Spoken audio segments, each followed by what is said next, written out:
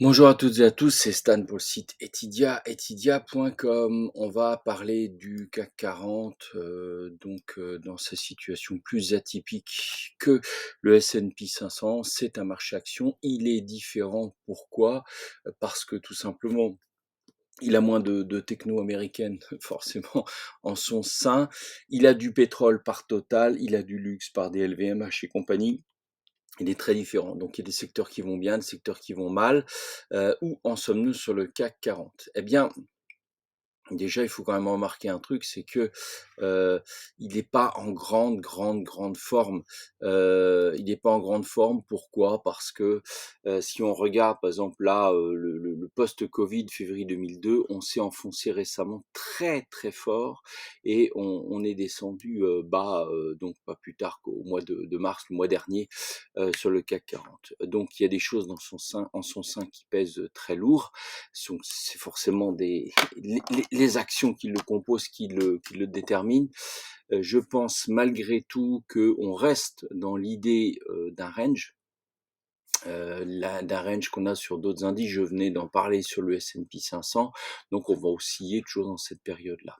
Il est possible qu'on ait des pics peut-être plus prononcés à cause de certaines actions à la hausse ou à la baisse, hein. C'est-à-dire que si Total, s'envole, s'enflamme complètement, on pourrait déborder ce range.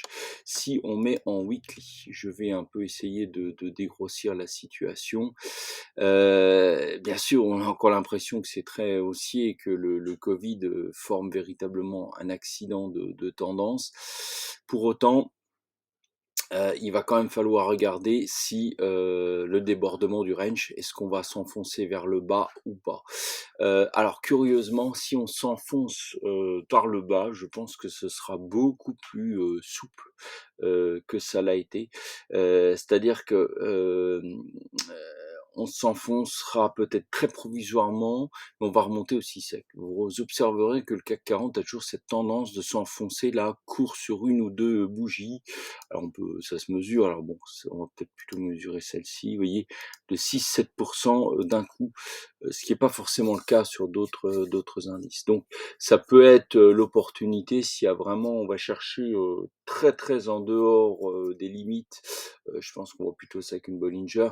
À ce moment-là, ce serait vraiment une opportunité flash d'entrer dedans. Je ne peux pas vous le suivre, pour vous en direct, c'est à vous de vous positionner quand vous l'estimez, nécessaire. La composante est quand même solide parce que faire un pari, c'est pas de la tech américaine, c'est de choper des plus bas, donc faut être là le jour où ça se passe. Voilà, c'est tout. Il y a rien à faire. Et puis, vous avez un risque de vous tromper, mais finalement le risque est minime parce que de toute façon, ça repart bien.